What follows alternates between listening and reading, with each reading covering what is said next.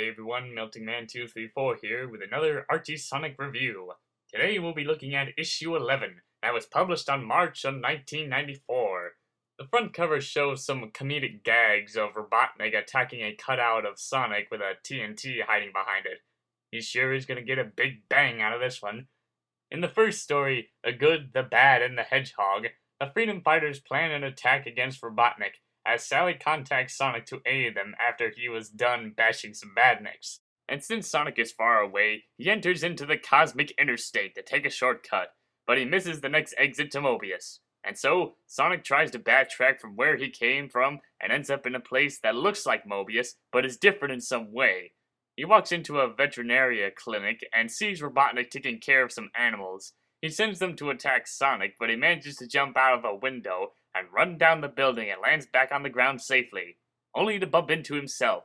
But it turns out that he's bumped into an evil version of himself. So the good Sonic demands answers on how he got here from the cosmic interstate, as the evil Sonic explains that while wandering around in the cosmic interstate, he ended up in an alternate universe, or reverse universe as he calls it, where in this universe, the freedom fighters are tough thugs who are evil and hate anything good, while Robotnik is a kind and friendly doctor who helps heal the wounded animals. So Sonic tries to head back to his Mobius, but the evil Sonic gets in his way as the two Sonics go at each other, racing around the anti-Mobius. Sonic dashes into the hospital to get Robotnik's attention, races out as evil Sonic comes in, and gets beaten to death by the animals. Man, even with all the bandages and casts that those animals have, they can still pretty much beat the living crap out of anyone.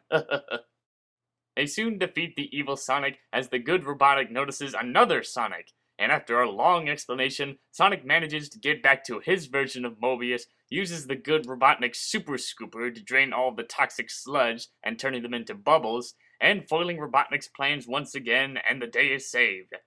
There's also some two other stories that they added in, and I'll get through those. In the second one, Beat the Clock, Coconuts has captured the freedom fighters and has strapped them to a ticking time bomb ready to go off, and will make sure Sonic will suffer in his treacherous maze, which will let Robotnik give him a gold star and become the top badnik.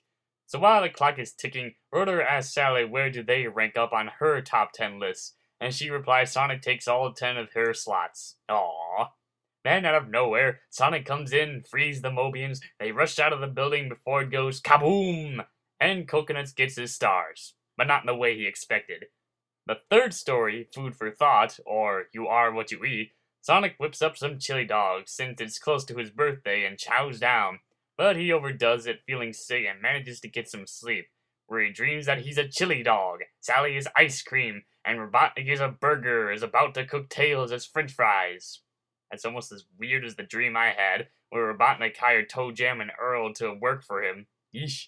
And so, Sonic the Chili Dog, can't believe I'm saying that, goes off to save Tails by rushing into Burgertropolis. I guess that's what happens when Robotnik takes over Burger King. He dashes in only to fall for the old banana peel gag, knocks himself out, and is strapped to the conveyor belt. As Sonic is about ready to meet his greasy demise, Sally and Tails burst in and wish Sonic a happy birthday, and give him some chili dogs. But after the dream Sonic had, he's gonna lay off the chili dogs for a while. But then again, you are what you eat.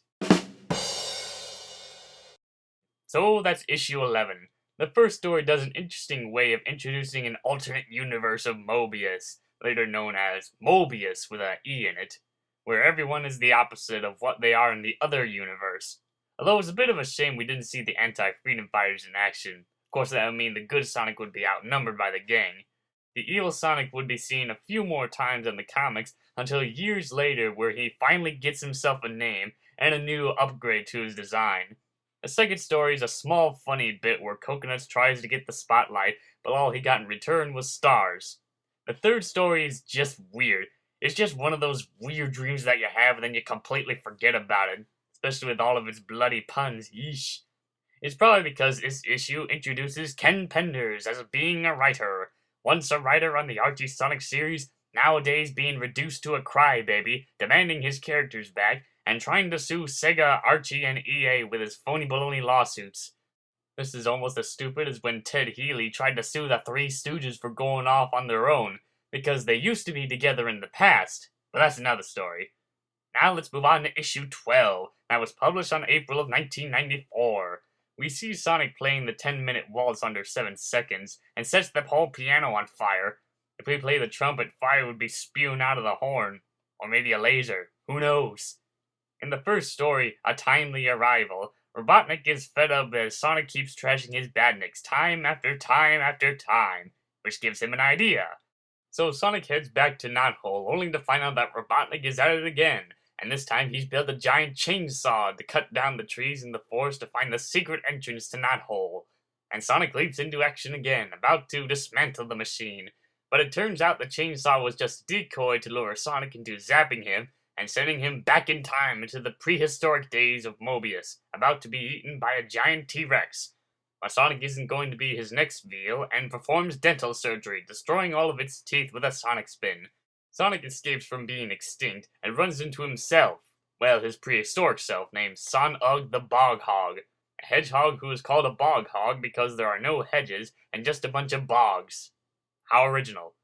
So the two creatures run off as we see a shifty character named Ivo Robotnik launch an attack on the two hedgehogs, crushing them with a giant boulder, and celebrates his victory. We then cut back to the present time, seeing Robotnik dancing around as Crabmeat notices he's breaking his own laws. And to make sure Crabmeat doesn't tell anyone, Robotnik smashes the crab. He soon displays the machine that killed Sonic for attractions and getting more money.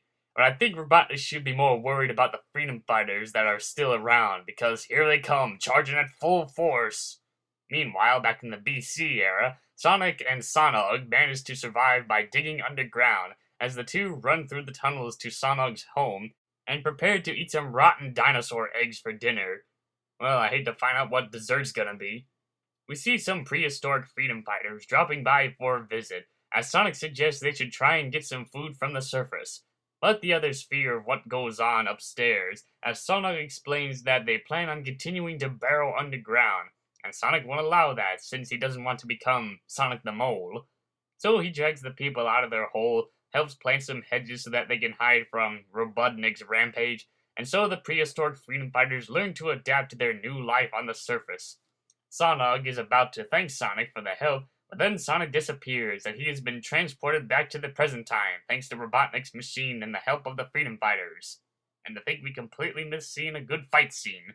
Well, I guess that's what happens when you're living in the Stone Age. Ha ha.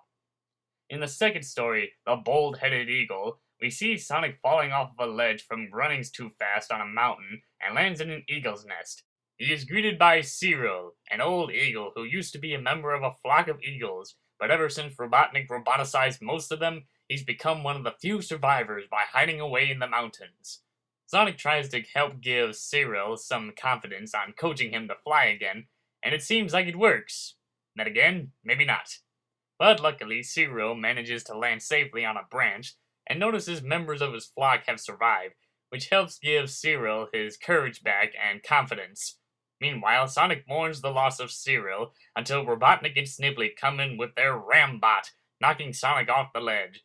But in comes Cyril, and snatches Sonic from falling to his doom as they fly back to Knothole. Of course, it is gonna be a while for Robotnik and Snippet to get out of this situation they're in. In the third story, The Lynx is a Jinx, we see Sonic rescue some animals from some SWAT bots, and returns them to the freedom fighters, only to find out that there's another animal who's stuck up in the tree and won't come down. So Sonic runs up to the tree where he meets Larry Lynx, a super jinx known for bringing bad luck to those who come in contact with him. And since he's come in contact with Sonic and the others, this causes the branch to fall and leaving them in pain. Sally refuses to let Larry join them as she fears that his bad luck could cause damage to the freedom fighters. As the team try to find a new place for Larry to hide, Sonic goes off with Larry to try and find some way to give him some good luck. But they find out that Lady Luck isn't on their side as they see that the freedom fighters have been captured by some SWAT bots. Larry blames himself for all of this, but this gives Sonic an idea. He sends Larry to let the SWAT bots see him so that they can try and capture him. And this happens to work as the SWAT bots come charging after him, only to crash into themselves. And it causes a SWAT bot to fire a laser on him, which backfires and blows him up. But here comes Robotnik in his lawnmower of doom to crush Sonic, but Larry jumps in to save Sonic, which causes Robotnik's machine to malfunction and crash right into a wall. And so Lady Luck has smiled on Larry now that he and Sonic have saved the Freedom Fighters, and helped with Larry's bad luck and used it in a good situation. So that's issue 12. The first story is an interesting way of seeing Mobius in the prehistoric era, covered with cheesy gags and BC characters. Through the years, Mobius's past would be given more of an in-depth storyline on how Mobius was created and so on. So what does this make this universe? Maybe it's an alternate dimension and not the past. Maybe it was an early idea they had on prehistoric Morbius before they went into better structure. Or blame it on Ken Penders. Sure, he didn't work on the story, but hey, we gotta put the blame on somebody. The second story is a nice short story of when things look bad, never stop trying. And it helps out an old Geagle get his confidence back. As they say, you're never too old to be young. The third story has some laughs here and there. Here's this character known for having strange bad luck which makes him a jinx, but then he soon uses the bad luck to help his comrades. Wonder how he became a super jinx in the first place. Although Larry is somewhat of an interesting character, he wouldn't be seen in the comics for a long time and pretty much ended up as being forgotten. Well, that is until recently, where he has become a member of the Secret Freedom Fighters. And I wonder if he still has all of that bad luck charm to him, or maybe it rubbed off on him over the years. Even though these comics still have some corny gags here and there, they are still fun to read for some entertainment. Well, that wraps up this Archie Sonic review.